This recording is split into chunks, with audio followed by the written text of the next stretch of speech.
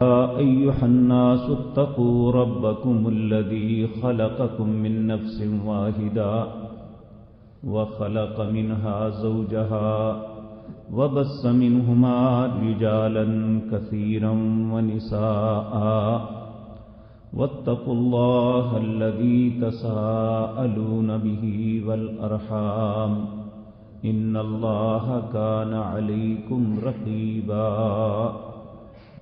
حضرات محترم، اس کائنات کی ہر چیز کا مالک و خالق اللہ ہے، اور بنانے والے سے بہتر کوئی نہیں جانتا جو کچھ میں نے بنایا ہے اسے کیسے استعمال کرنا ہے۔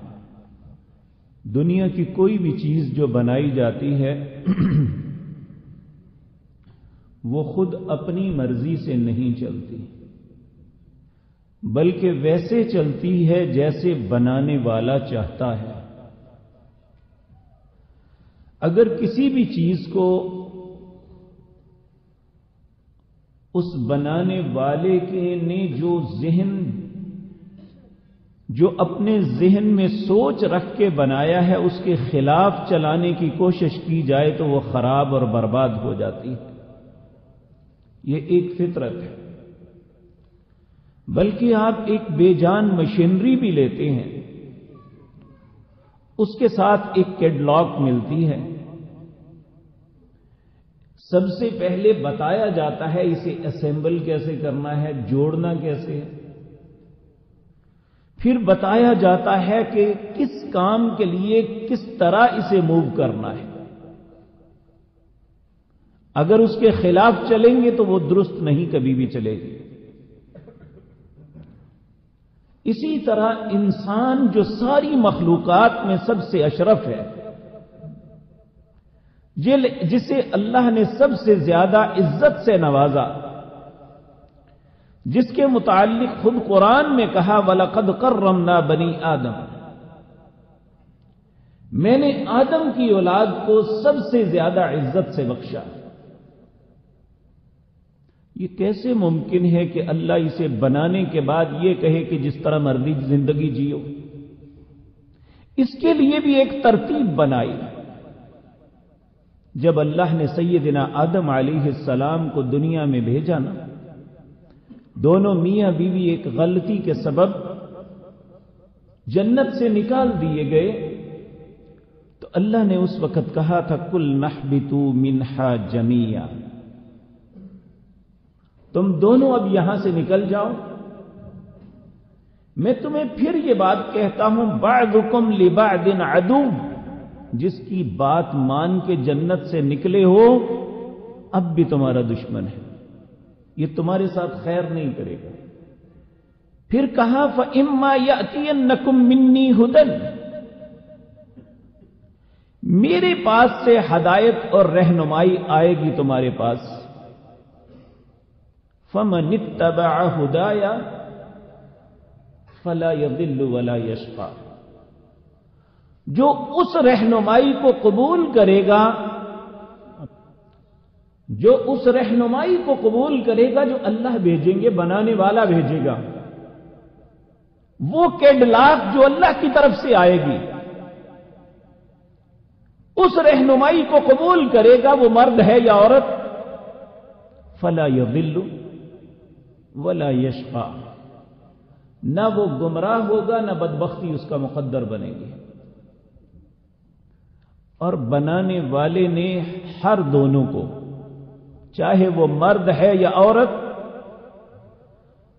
اس کی ایک نفسیات بنائی، اس کے لیے کام ترتیب دیے اور انہیں فطرت قرار دیا۔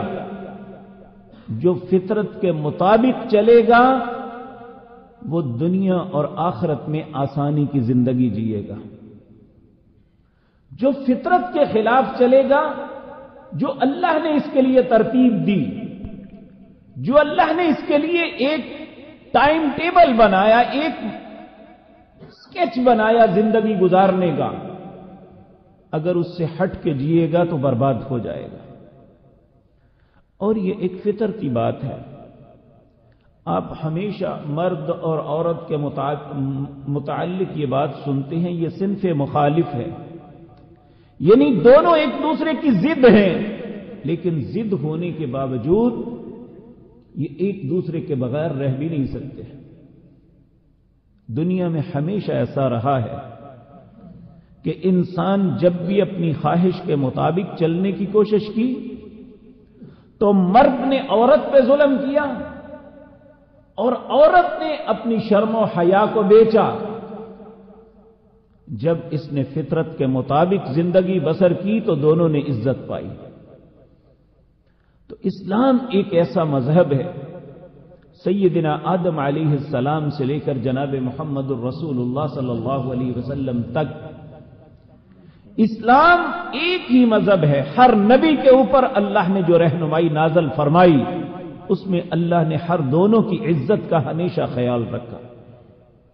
جب انسان اپنے اس ٹریک سے ہٹ گیا، آپ دیکھیں ٹرین جب تک ٹریک پہ ہوتی ہے تو بھاگتی چلی جاتی ہے، اگر خدا نخواستہ ٹریک سے اتر جائے تو وہ چند قدم بھی نہیں چل سکتی۔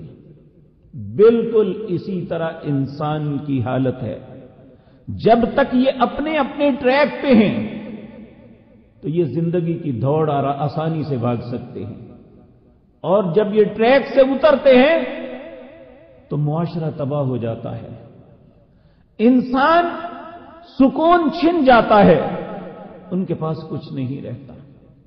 چونکہ میرا آج کا موضوع خواتین کے متعلق ہے، ان کے حقوق۔ یاد رکھیں، ہمیشہ جب بھی کوئی اصل ٹریک اسلام سے ہٹا ہے تو وہ اعتدال میں نہیں رہ سکا، وہ صحیح طریقے سے نہیں چل سکا۔ اسلام سے پہلے جس معاشرے کو اللہ فرماتے ہیں وَإِن كَانُوا مِن قَبْلُ لَفِي ضَلَالٍ مُبِينٍ، اس سے پہلے انسان سخت دور کی گمراہی میں تھے، بہت ظاہر گمراہی کے اندر تھے۔ ان کی گمراہیاں کیا تھیں؟ وہ عورت کو ایک حقیر جانور سے زیادہ حیثیت نہیں دیتے تھے۔ کوئی باپ نہیں چاہتا تھا کہ میرے گھر بیٹی پلے، اگر کسی کے ہاں بیٹی ہوتی تو زندہ دفن کر دیتے، اگر کوئی پروان چڑھتی تو وہ ساری زندگی سر اٹھا کے نہیں چل سکتا تھا۔ لیکن یہ انسان بھول گیا کہ وہ بھی تو ایک ماں کے بطن سے نکلا ہے، اسے بھی تو ایک ماں نے جنم دیا تو وہ دنیا میں آیا، کہ وہ کوئی باپ نے تو صرف اسے پیدا نہیں کر دیا تھا۔ جب یہ ہے انسان فطرت سے جب ہٹتا ہے تو نقصان اٹھاتا ہے۔ جس طرح مرد بعض اوقات بے اعتدالی کا شکار ہو کے ظلم و ستم کرتے ہیں، اسی طرح زمانے میں بہت سے اوقات بہت سے ایسے معاملات آئے کہ خواتین بھی اپنی حد سے بڑھ کے یہ تباہی کے دھانے پہ پہنچی۔ اور آج جس دور میں میں اور آپ گزر رہے ہیں، ہماری خواتین کو ایک بہت بظاہر خوبصورت نعرہ دیا گیا ہے کہ خواتین کے حقوق اور حق کیا مانگتی ہیں، کہ جس طرح مرد اپنی ضروریات اپنے معاملات کے لیے سب کچھ کرتا ہے، محنت مزدوری کرتا ہے، ہمیں بھی اس بات کی آزادی دی جائے۔ جس طرح مرد باہر پھرتا ہے ہمیں بھی اسی بات کی آزادی دی جائے، جس طرح مرد معاملات کرتا ہے ہمیں بھی اسی طرح کرنے دیا جائے۔ میرے بھائیوں، اللہ رب العزت نے ہر چیز کا ایک دائرہ بنایا ہے، نہ مرد کو اس دائرے سے نکلنے کی اجازت ہے نہ خواتین کو۔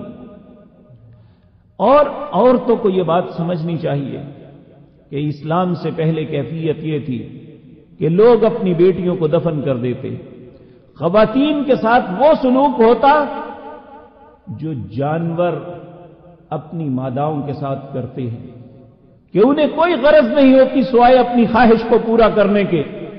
لیکن اسلام ایک ایسا مذہب ہے، وہ سیدنا آدم علیہ السلام سے لے کر جناب محمد الرسول اللہ صلی اللہ علیہ وسلم تک اس نے ہمیشہ اگر مرد کے احترام کا حکم دیا ہے تو عورت کی عزت اور عظمت کی تلقین کی ہے۔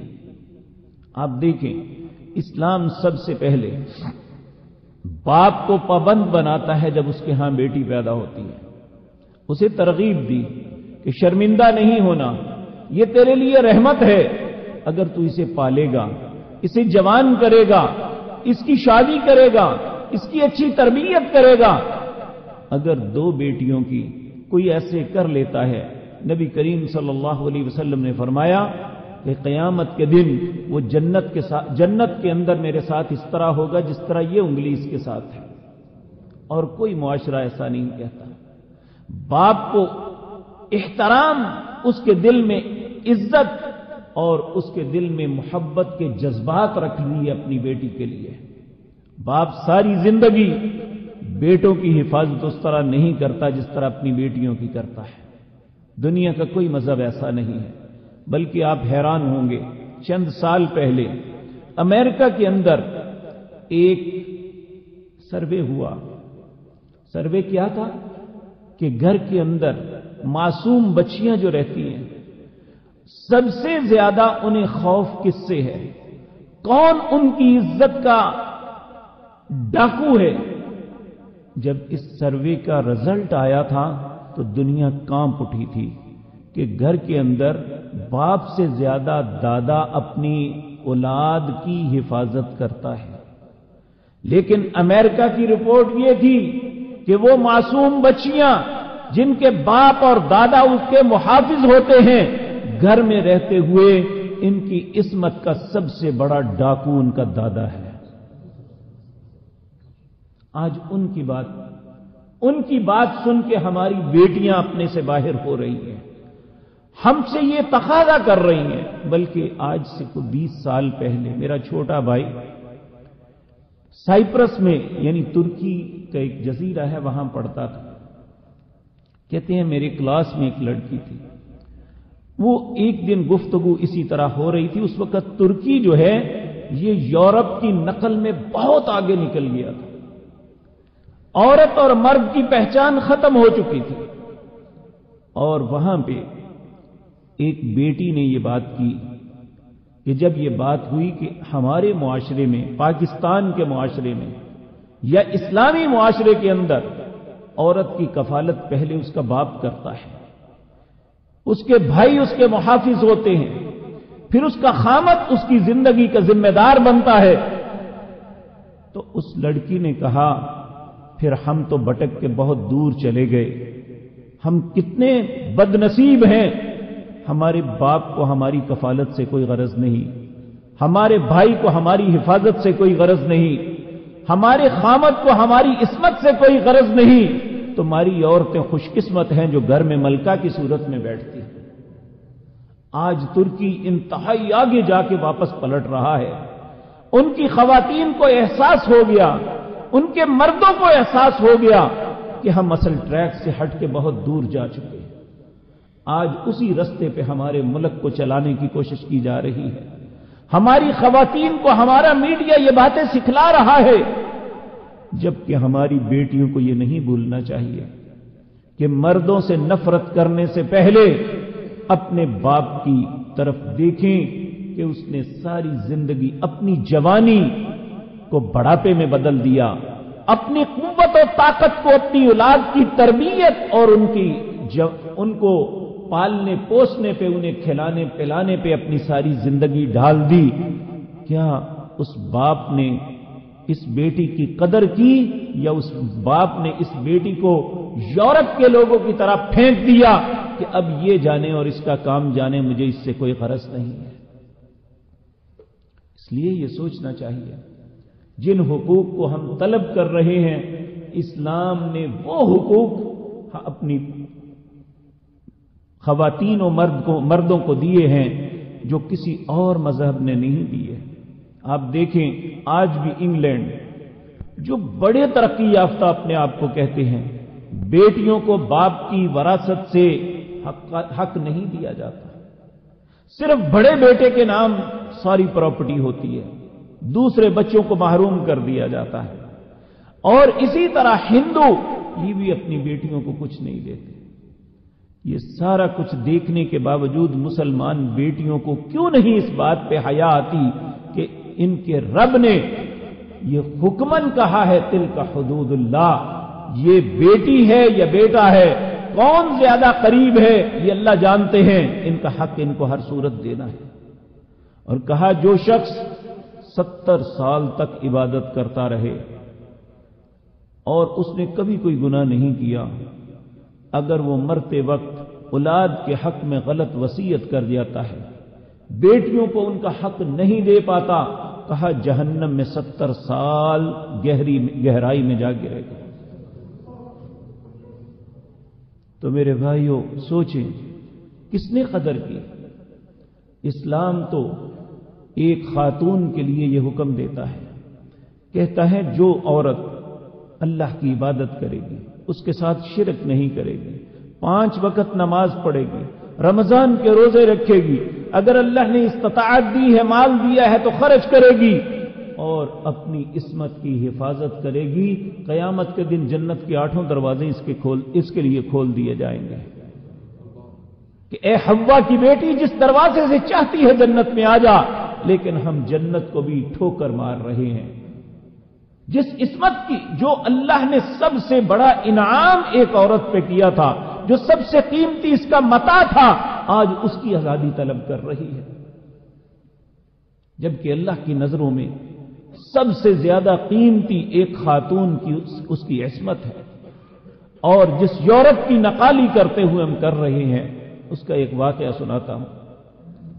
ایک بہت بڑا سٹار تھا جو پچھلے سال مر گیا، فٹ بال سٹار تھا جس کا نام میراڈونا تھا۔ 2008 میں جب فٹ بال کا عالمی مقابلہ ہوا، وہ ارجنٹائن کی طرف سے آفیشل کوچ کی حیثیت سے ساتھ آیا، اور اس سال ارجنٹائن نے غالباً 2 یا 3 دفعہ ورلڈ کپ جیتا تھا، اور اس نے بھی اپنے دور میں ورلڈ کپ جیتا تھا۔ جب یہ 2008 میں جیتا تو اس وقت قدرتی بات ہے، میں ایک عمرے کے سلسلے میں سعودی عرب تھا، سعودی عرب کے ٹیلی ویژن نے اسے بڑا ہائی لائٹ کیا، کیونکہ ہمارا میڈیا تو کبھی ایسی چیزوں کو نہیں دکھاتا۔ اس کا جب انہوں نے فٹ بال کا میچ جیت لیا، ورلڈ چیمپئن بن گئے، تو اس کا انٹرویو لیا، تو جو خاتون اینکر سامنے بیٹھی ہوئی تھی اس نے اس سے سوال کیا۔ اس نے کہا میں کچھ تیری ذاتی زندگی کے معاملے میں بھی پوچھنا چاہتی ہوں۔ اس نے کہا پوچھو۔ کہنے لگی کیا تیرے دنیا میں کروڑوں مداح نہیں ہیں؟ اس نے کہا ہے۔ دوسرا سوال اس نے کیا کیا تیرے پاس پیسے کی کمی ہے، لونڈیوں کی طرح پیسہ تیرے پاس ہے؟ کہا بالکل ٹھیک ہے۔ کہ دنیا کی کون سی چیز ہے جو عیش و عشرت کے لیے بنی ہو اور تجھے وہ مہیا نہ ہو؟ اس نے کہا سب کچھ ہے۔ تو پھر اس نے بڑی سنجیدگی سے سوال کیا پھر نشہ کیوں کرتے ہو؟ اس نے اپنا سر جھکا دیا، کچھ دیر تک سوچتا رہا، سوچنے کے بعد سر اٹھا کے کہتا ہے نہ پوچھتی تو اچھا تھا، اگر پوچھا ہے تو میں بتا دیتا ہوں۔ کہنے لگا کہ میرا دنیا میں کوئی نہیں ہے، میرے دل میں بڑی خواہش تھی کہ میں اپنے ماں باپ کا پتہ چلاؤں، اپنے بہن بھائیوں کے متعلق ڈھونڈوں، وہ کون ہے اور کہاں ہے، میں کون ہوں، کس کا بیٹا ہوں۔ کہنے لگا میں نے بڑی کوشش کی، پتہ نہیں چل سکا۔ میں نے پرائیویٹ سراغ رساں ایجنسیوں کو ہائر کیا، انہیں کہا کہ میرے متعلق کھوج لگاؤ میں کون ہوں۔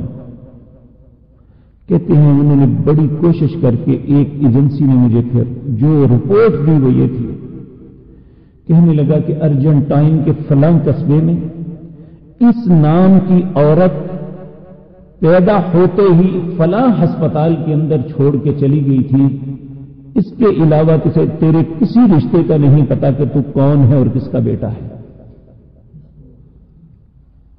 کہنے لگا جب مجھے اپنی ماں کا نہیں پتا، مجھے اپنے باپ کا نہیں پتا، میرا دنیا میں کوئی بہن بھائی نہیں ہے، تو بتا میں نشہ نہ کروں تو کہاں سے سکون لوں؟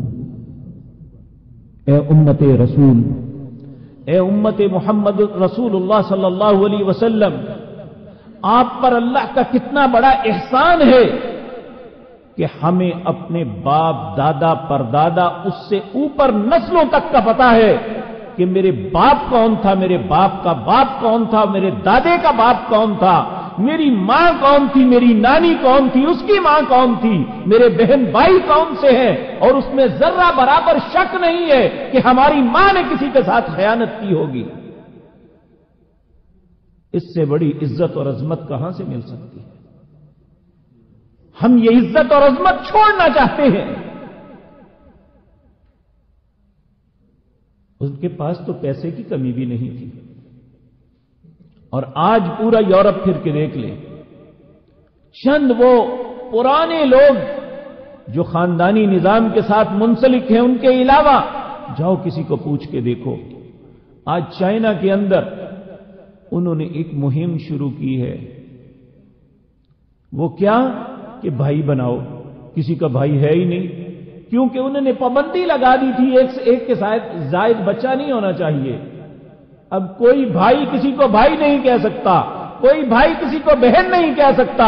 اب وہ بھائی بہن کی تلاش میں منہ بولے بہن بھائی بنا رہے ہیں، تو اللہ نے فطرتاً ہمیں سکے بھائی عطا کیے، جن کے دلوں میں ایک دوسرے کے لیے محبت ہے۔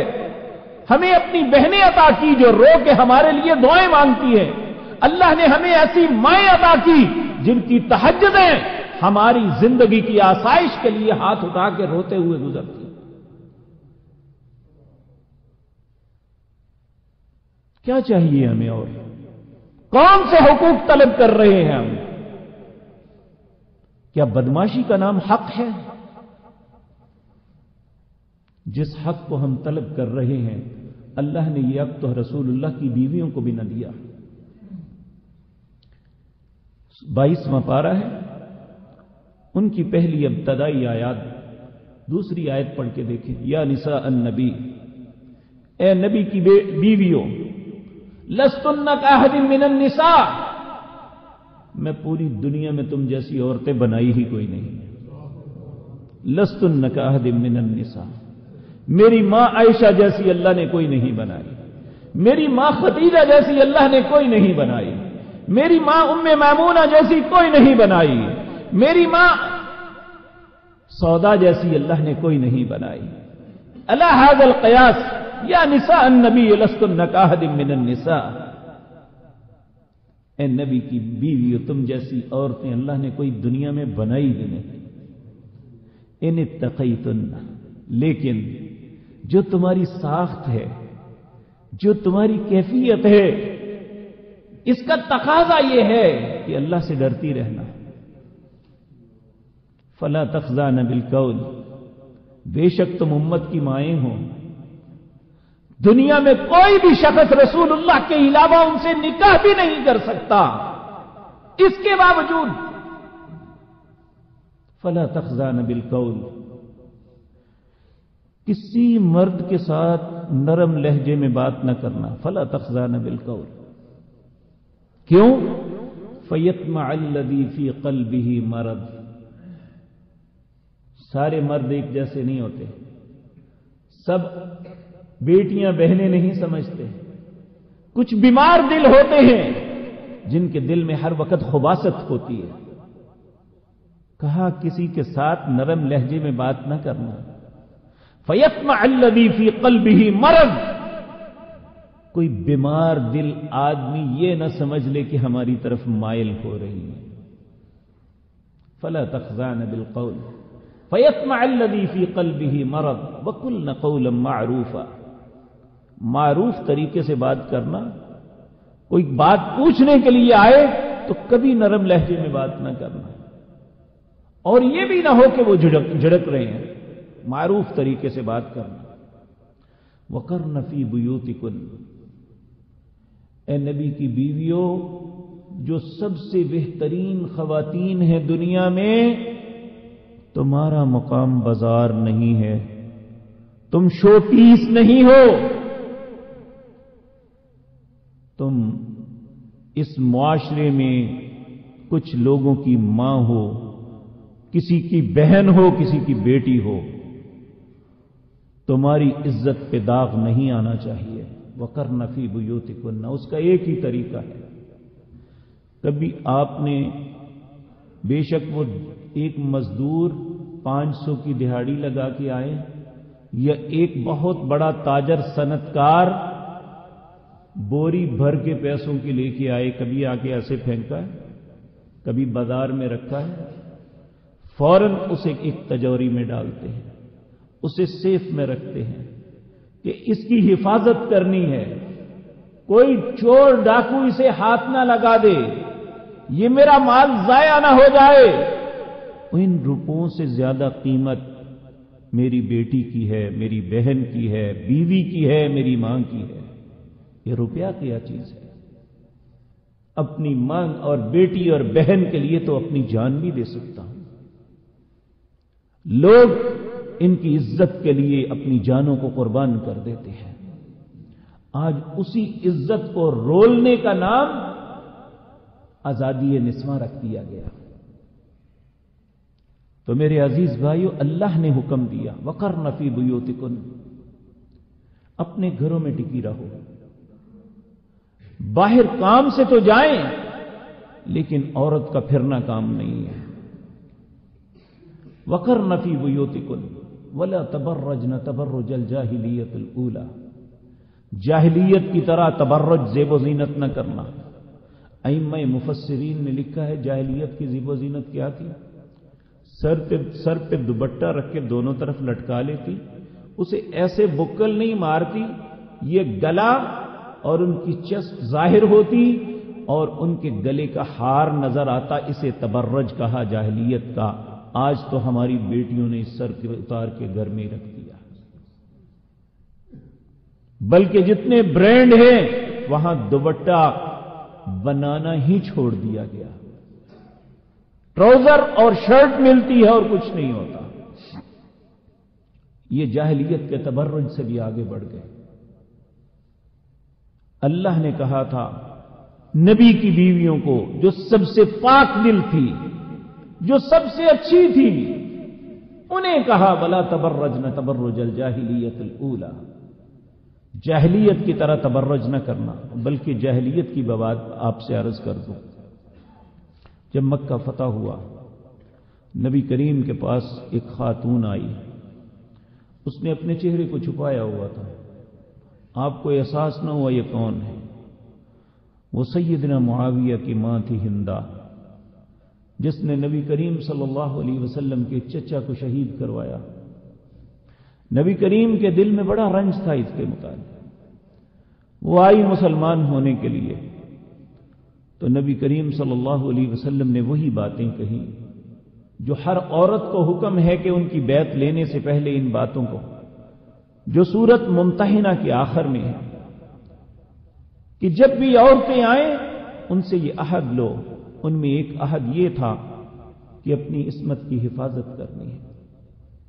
تو آپ نے فرمایا تم نے زنا نہیں کرنا، تو تعجب سے کہنے لگی کیا شریف عورتیں بھی زنا کرتی ہیں؟ یہ تو نیچ لوگوں کا کام ہے، خاندانی لوگوں کا یہ کام ہے۔ اور خاندانی عورتوں کی اس وقت بھی شناخت جاہلیت میں بھی یہ تھی کہ وہ اپنے خامدوں کے علاوہ کسی دوسرے سے داغ نہیں لگواتی تھی، وہ صرف اپنی انا کے لیے کرتی تھی۔ لیکن اللہ نے ان کو انا کے لیے نہیں، اپنا حکم سمجھ کے کرنے کا حکم دیا ہے کہ اپنے آپ کو محفوظ رکھو۔ تو میرے عزیز بھائیو، آج ہمارے ملک کے اندر مسلمان کہلانے والے مختلف NGOs تنظیمات بناتے ہیں کہ خواتین کے حقوق کے لیے کھڑے ہیں، اور مقصد انہیں خواتین سے کوئی غرض نہیں، وہ صرف غیر ملکی ایجنڈے پہ کام کرنے کے لیے ہماری خواتین کو ابھارتی ہیں۔ بیوی کو خامد کے خلاف، بیٹی کو باپ کے خلاف ابھارتی ہیں۔ مجھے یہ بتائیں، آپ اگر زندگی میں کسی کے ساتھ تھوڑا سا احسان کر دیں، وہ آپ کی بات نہ مانے، تو آپ کیا کہتے ہیں اسے؟ بڑا کمینہ آدمی ہے، میں نے اس پہ احسان کیا، اسے شرم ہی نہیں آئی میری۔ اگر ہم کسی غیر پہ احسان کریں اور وہ ہمارے احسان کو نہ مانے، ہم اسے بے شرم اور بے غیرت کہتے ہیں۔ جس باپ نے ساری زندگی اپنی جوانی ڈال کے اپنی بیٹی کی تربیت کی، اسے جوان کیا، اور آج جب اس کا وقت آیا فیصلے کا، وہ اپنے باپ کو دغا دے کے ایک شخص کے ساتھ گھر سے نکل جائے اور عدالت اسے تحفظ دے، اس کا نکاح کر دے، اللہ کیسے اس کے نکاح کو نکاح تسلیم کرے گا؟ وہ تو ساری زندگی گندگی میں گزار دے گی۔ اس نے اپنے باپ کی حیا ہی نہیں کی۔